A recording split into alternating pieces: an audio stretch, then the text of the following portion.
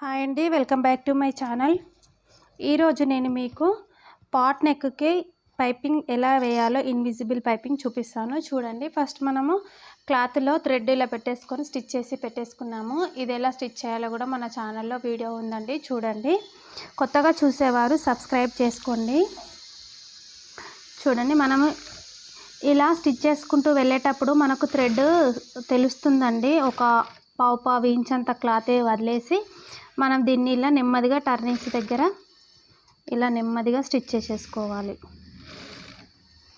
ఇక్కడ మిడిల్లో ఒక మార్క్ అయితే చేసేసుకోండి, కొత్తగా కుట్టుకున్న వాళ్ళు కన్ఫ్యూజ్ కాకుండా ఉంటారు. చూడండి, ఇలా మార్క్ పెట్టేసుకున్నాను కదా.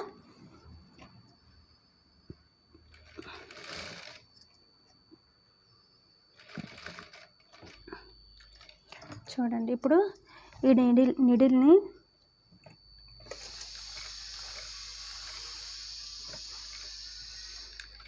ఒకటి కుట్టు పైనుండి ఇదే థ్రెడ్ పైనుండి ఒక స్టిచ్ వేయాలండి. ఇలా వేసిన తర్వాత మనం దీన్ని ఇలా తిప్పేసుకోవాలి. ఇలా తిప్పేసినప్పుడు మనము కొంచెం జాగ్రత్తగా చూసుకోవాలండి. ఇక్కడ మాత్రమే షేప్ అవుట్ అయిపోతుంది.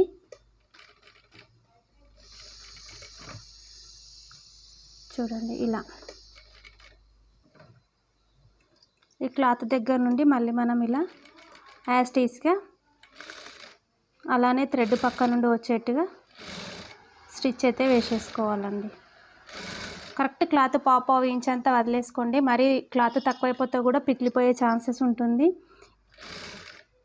మనము ఈ పైపింగ్ వేసే క్లాత్ బయటకు వచ్చేస్తుంది అన్నమాట. చూడండి, కొంచెం ఇబ్బంది ఉంటుంది కానీ ఇన్విజిబుల్ పైపింగ్ బాగుంటుందండి. లుక్ సేమ్ బొటిక్ స్టైలే ఉంటుంది.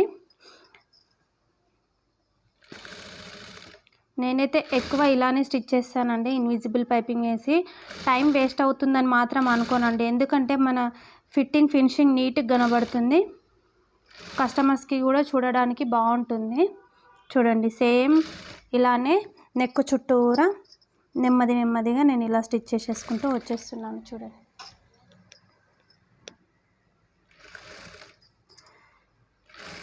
థ్రెడ్ పక్క నుండే ఒక స్టిచ్ వేసుకుంటూ చూడాలన్నమాట. మనము ముందు థ్రెడ్ పెట్టినప్పుడు ఒక స్టిచ్ వేసేసుకున్నాం కదా, దాని పక్క నుండే ఒక స్టిచ్ అయితే వేసేసుకోవాలి.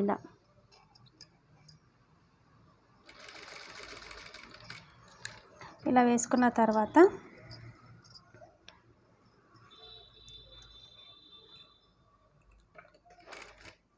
ఈ థ్రెడ్ పక్క నుండే మళ్ళీ ఒక స్టిచ్ అయితే ఇలా వేసేసుకుంటూ రావాలి.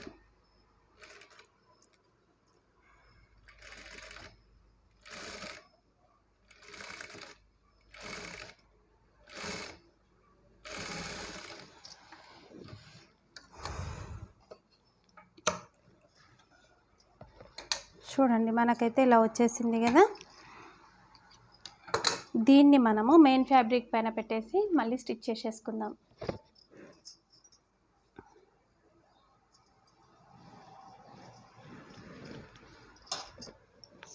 చూడండి, మెయిన్ ఫ్యాబ్రిక్ రైట్ సైడ్ ఉండాలి. ఇది ఇలా రాంగ్ సైడ్ పెట్టేయాలి. ఇలా క్లాత్ అన్ని వైపులా ఈక్వల్గా ఉండేటట్టు చూసుకొని మనకు సరిపడా ఈక్వల్గా సెట్ చేసేసుకున్న తర్వాత పిన్స్ పెట్టేసుకోండి. పిన్స్ పెట్టేసుకోవడం వల్ల మనకి స్టిచ్ చేసేటప్పుడు క్లాత్ అటు ఇటు జరగకుండా కదలకుండా నీట్గా ఉంటుందన్నమాట. చూడండి, ఇలా పిన్స్ అయితే పెట్టేసుకోండి. ఇలా పిన్స్ పెట్టుకోవడం వల్ల కొత్తగా కుట్టే వాళ్ళకు కూడా క్లాత్ జారిపోకుండా నీట్గా ఉంటుందన్నమాట. బాగుంటుంది, చాలా యూజ్ అవుతుందండి. చిన్న పిన్ అని మాత్రం ఈజీగా తీసి పడేయకండి, ఆ పిన్ను చాలా యూజ్ అవుతుంది.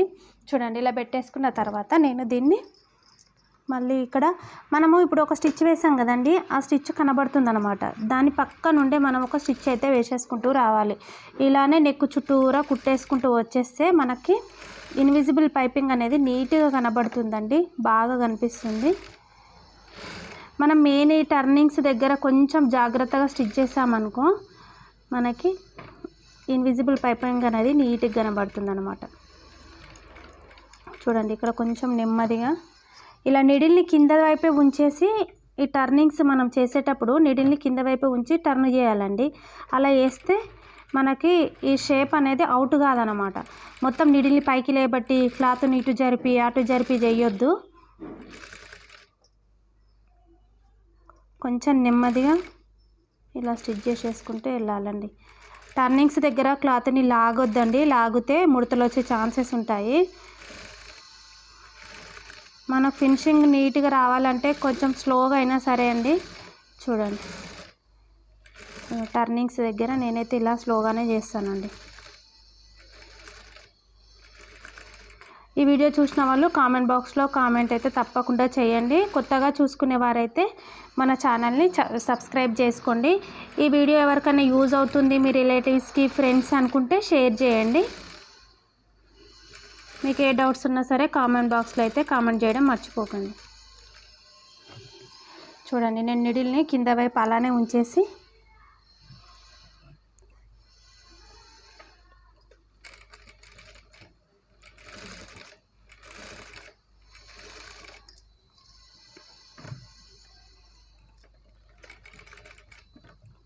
నెమ్మదిగా మనం ఇలా స్టిచ్ చేసేసుకుంటూ ఉంటే అయిపోతుందండి. ఇలా స్టిచ్చెస్ చేసిన తర్వాత మనం పిన్స్ పెట్టేసుకున్నాం కదా, ఆ పిన్స్ టోటల్గా అన్నీ తీసేసుకోవాలండి.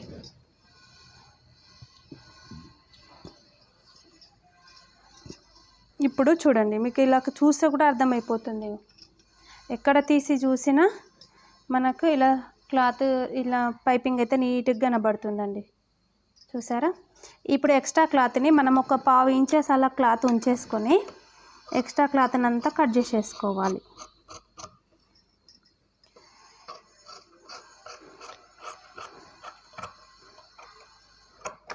ఇప్పుడు ఇలా ఉంచేసాం కదా, ఇలా మిడిల్లో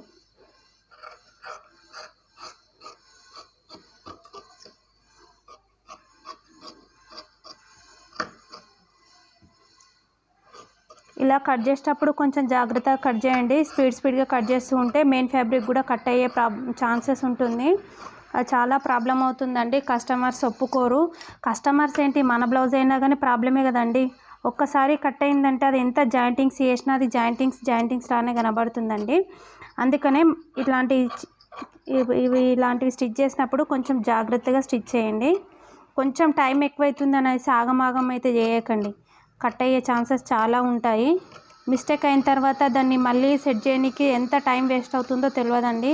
అదే ముందు జాగ్రత్త పడ్డామనుకో మనకి ఆ మిస్టేక్ అయ్యే ఛాన్సెస్ రాకుండా చూసుకుంటే మనకే టైం సేవ్ అవుతుంది కదా. చూడండి, దీన్ని మెల్లిగా ఇలా వేలుతో ఇలా అనేసుకోవాలండి. చూడండి, ఇలా వేలుతో అన్న తర్వాత మనకి నెమ్మదిగా దీన్ని ఇలా అనేస్తే మన పైపింగ్ అయితే వచ్చేస్తుంది. చూడండి,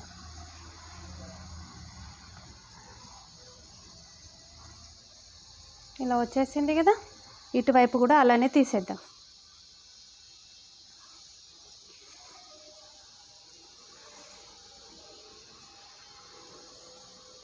నెమ్మదిగా ఇలా ఒకటి సన్నగా పుల్లలాగా పట్టేసుకొని దీన్ని నెమ్మదిగా తీసేయండి. ఇలా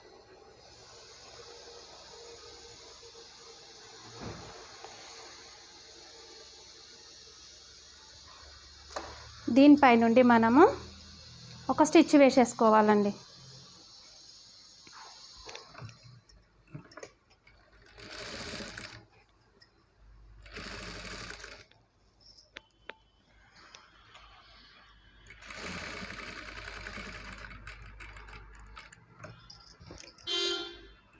ఇలా రౌండ్స్ తిరిగే దగ్గర కొంచెం దీనికి చమ్కీస్ వచ్చినాయండి. చమ్కీలు వచ్చినప్పుడు కొంచెం జాగ్రత్తగా ఉండండి.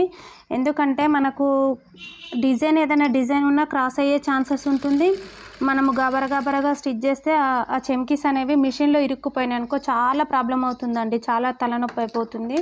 అవి కొంచెం చూసుకుంటూ ఇలా చమ్కీ వచ్చినప్పుడు కొంచెం చూసుకుంటూ స్టిచ్ చేయండి. కొంచెం లేట్ అయినా పర్లేదు కానీ మళ్ళీ ఎక్కువ పని అయ్యేటట్టు మాత్రం చూసుకోవద్దండి.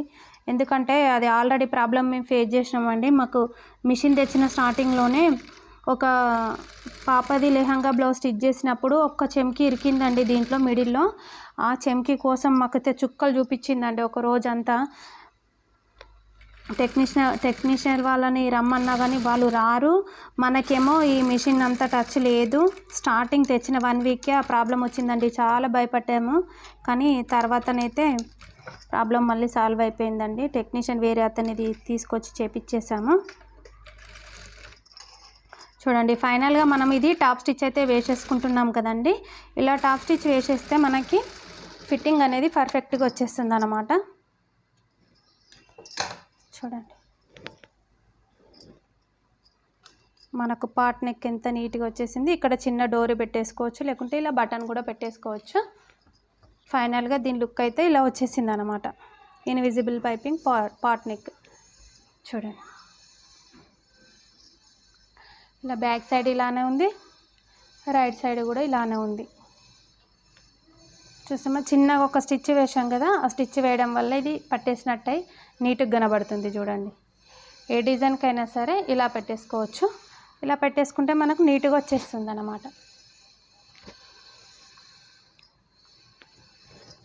మీకు క్లియర్గా అర్థమైందని అనుకుంటున్నానండి. కొంచెం టైం పడుతుంది, కానీ ఇన్విజిబుల్ పైపింగ్ స్టిచ్చింగ్ చేయడానికి అలవాటు చేసుకోండి, చాలా బాగుంటుంది. ఫైనల్గా దీని లుక్ అయితే ఇలా ఉందండి.